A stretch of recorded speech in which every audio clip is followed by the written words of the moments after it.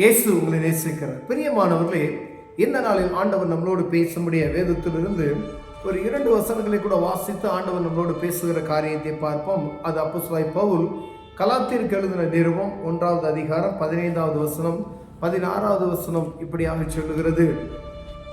அப்படி இருந்தும் நான் என் தாயின் வயிற்றில் இருந்தது முதல் என்னை பிரித்தெடுத்து தம்முடைய கிருபையினால் அழைத்த தேவன் தம்முடைய குமாரனை நான் புறஜாதிகளிடத்தில் சுவிசேஷமாய் அறிவிக்கும் பொருட்டாக அவர் எனக்குள் வெளிப்படுத்த பிரியமாய் இருந்தபோது உடனே நான் மாம்சத்தோடும் இரத்தத்தோடும் யோசனை பண்ணாமல் எனக்கு முன்னே அப்போஸ்தலரானவர்களிடத்தில் எருசலேமுக்கு போகாமலும் அரபு தேசத்துக்கு புறப்பட்டு போய் மறுபடியும் தமஸ்குவுக்கு ஊருக்கு திரும்பி வந்தேன். பிரியமானவர்களே, நேரங்களில் ஆண்டவரை ஏற்றுக்கொண்ட நாம் சுவிசேஷத்தை அறிவிப்பதற்கு தாமதப்படுத்தி கொண்டு இருக்கிறதை ஆண்டவர் நம்மோடு பேசுகிறார். அப்போஸ்தலனாகிய பவுல் கலாத்தியருக்கு எழுதும்போது பாருங்க, சற்றேனும் அவர் தாமதம் செய்யாதபடிக்கு தாயின் கருவில் என்னை அணைத்த முன்குறித்த தேவன் அவருக்கு சொன்ன தம்முடைய குமாரை நான் புறஜாதிகளிடத்தில் சுவிசேஷம் அறிவிக்கும்படி ஆண்டவருக்கு தரிசனமாய் அவர் சொன்னார். அந்த சுவிசேஷத்தை தாமதம் பண்ணாடி யார்ட்டையாவது இதுக்கு ஒரு அர்த்தம் கேட்கலாம், இல்லை உங்ககிட்ட போய் இது கேட்கலாம் அப்படிலாம் சொல்லல. ஆனால் ஆண்டவருடைய சுவிசேஷத்தை அறிவிக்கும்படியாய் அவர் உடனே காலம் தாமதப்படி யார்த்தையும் போய் மாம்சத்தோடு ஒரே போராட்டம் இருக்கும். பார்த்துருக்கீங்களா?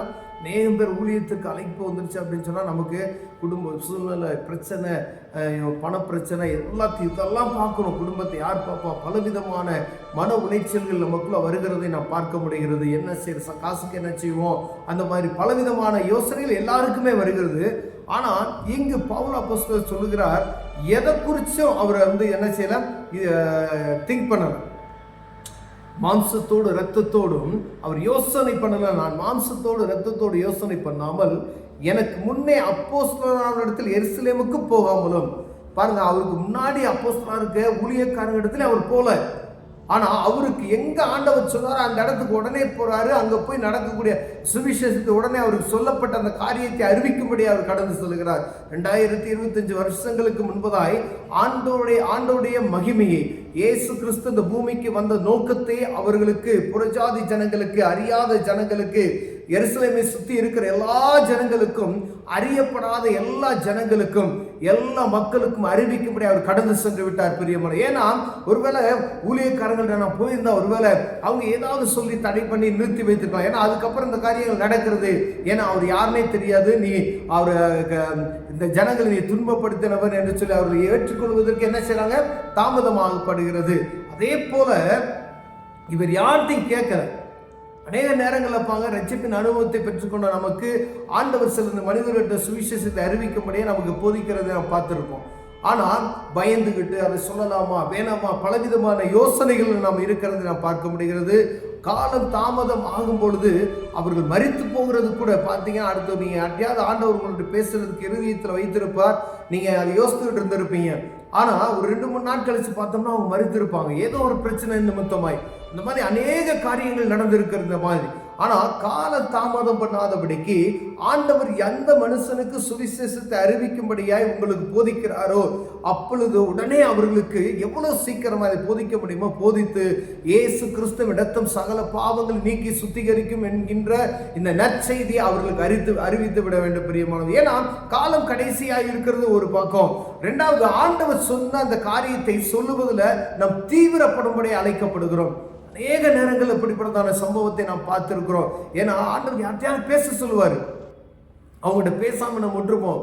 யோசித்துக்கிட்டு இவங்ககிட்ட பேசலாமா, ஏற்றுக்கொள்வார்களா அப்படின்னு பார்த்தா அவங்களுக்கு அவ்வளோ பிரச்சனை இருந்திருக்கும். அவங்களுக்கு சூசைட் பண்ணிக்குவாங்க, பலவிதமான காரியங்கள் அவங்களுக்குள் காணப்பட்டு இருக்கும். பெரியமானவர்களே, இந்த நிலைக்கு இந்த மாதிரி சூழ்நிலைக்கு நேரம் நான் கடந்து சென்று இருக்கிறேன். ஒருவேளை ஆண்டவர் உங்களோடு பேசியிருந்தார்னா, ஒருவேளை அப்படிப்பட்ட சூழ்நிலைக்கு நீங்க கடந்து சென்றிருந்தா, ஒருவேளை இனிமேல் ஆண்டவர் அப்படி காரியத்தை உங்களோடு பேசுவார், யார்ட்டையாவது பேச சொல்லுவார். இந்த இருதயத்தில் இந்த ஆவில உணர முடியாது, தெரியும் இவங்ககிட்ட பேசுங்க, ஆண்டவரை பற்றி சொல்லணும்னு சொல்லி ஒரு உணர்வு இருக்கு பார்த்தீங்களா? அப்ப உடனடியாய் தேவனுடைய வார்த்தையை அவர்களுக்கு சொல்லிவிடும். தங்களுக்கு செய்த நன்மைகளை அவருக்கு சொல்லுங்க, நமக்கு ஆண்டவர் செய்த அற்புதங்களை அவர்களுக்கு சொல்லும் பொழுது அவர்கள் ஆண்டவருடைய சத்தத்தை கேட்கும்படியான ஒரு வாய்ப்பு அவர்களுக்கு கொடுக்கப்படும். அவர்களை நேசிக்கிறதுக்கு ஒருவர் உண்டு என்பதை அவர்கள் அறிந்து கொள்வதற்கு இது பிரயோஜனமாக இருக்கும் பிரியமானவர்களே. ஒருவேளை அவர்கள் கடைசி நேரத்தில் இருந்தால் கூட இயேசு கிறிஸ்துவை அவர்கள் ஏற்றுக்கொள்வார்கள். ஆனால் அந்த பரலோக ராஜ்யத்துக்கு ஆண்டவர்களை அழைத்து செல்ல வல்லமையுள்ளவராய் இருக்கிறார் பிரியமானவர்களே.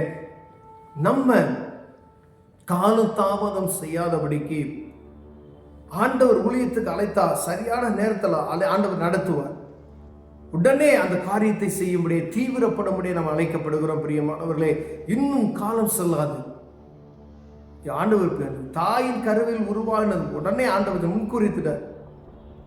அவர் சொல்றார், நீ புரிஞ்சாதி ஜனங்கள்கிட்ட போய் என்னுடைய நாமத்தை நீ அறிவிக்க முடியாது, நான் உன்னை தெரிந்து கொண்டேன்னு சொல்லி உடனே என்ன செய்றார், போறார்.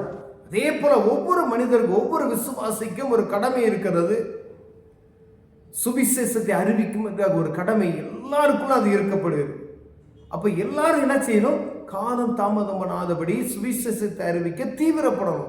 உங்களுக்கு தெரிஞ்சவங்களுக்கு, உங்க உறவினர்களுக்கு, உங்க இரத்த சம்பந்த உறவுகளுக்கு எவ்வளோ பேர் பாதிக்கப்பட்டு இருக்கிறாங்க நமக்கு அறிந்து, நம்ம கூட பிறந்தவர்கள் எவ்வளோ பேர் பாதிக்கப்பட்டு இருக்கிறார்கள்.